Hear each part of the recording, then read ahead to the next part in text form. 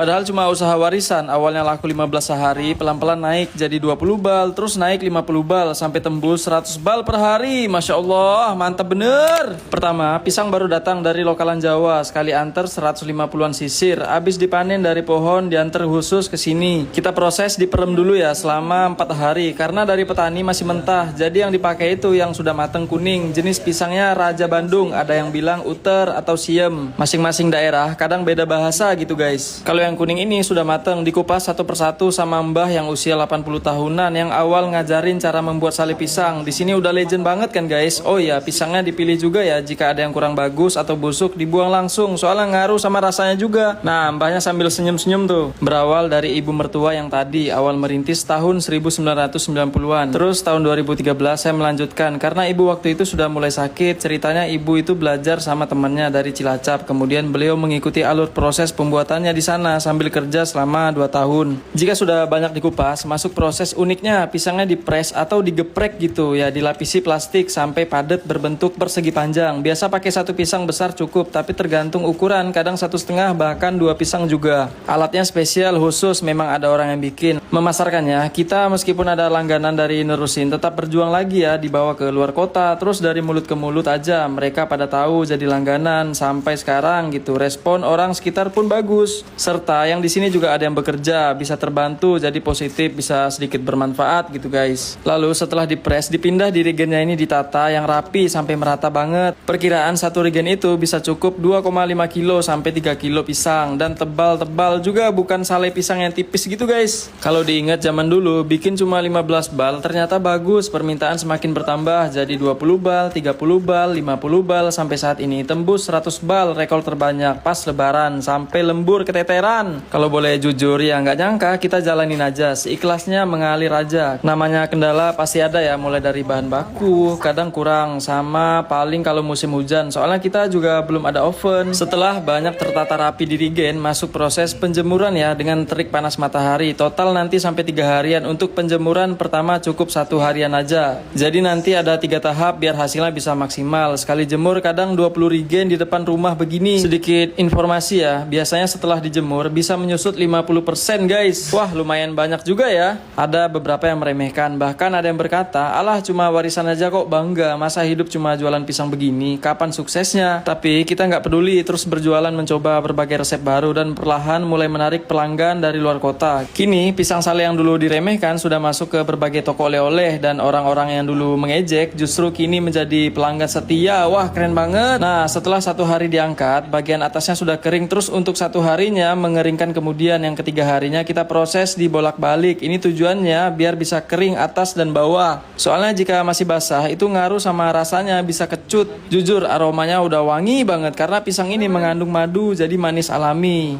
Nah, kalau yang tahap ini jemurnya berapa lama nih Pak? Ini 1 hari aja. Oh, ini 1 hari Jadi aja. nanti sore kita angkat. Bisa langsung digoreng.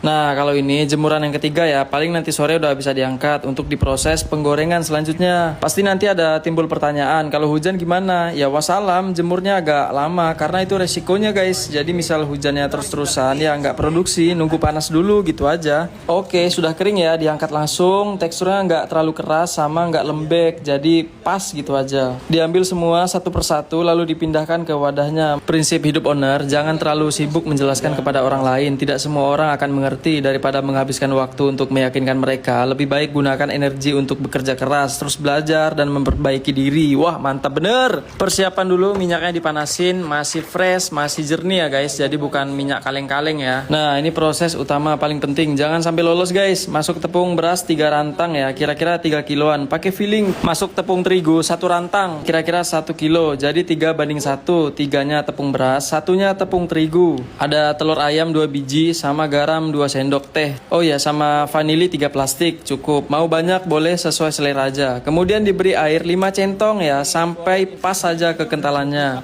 Diaduk-aduk sampai merata. BTW in the busway, tangan ibunya sudah dicuci ya sebelum melakukan aksi ini, jadi aman pastinya guys. Untuk adonan segini, itu bisa 20 kilo pisang yang sudah jadi. Kunci bisa bertahan usahanya sampai saat ini, menurut owner, utamanya konsisten dalam kualitas, selalu memantau pasar, mendengarkan pelanggan, dan berani mencoba hal baru.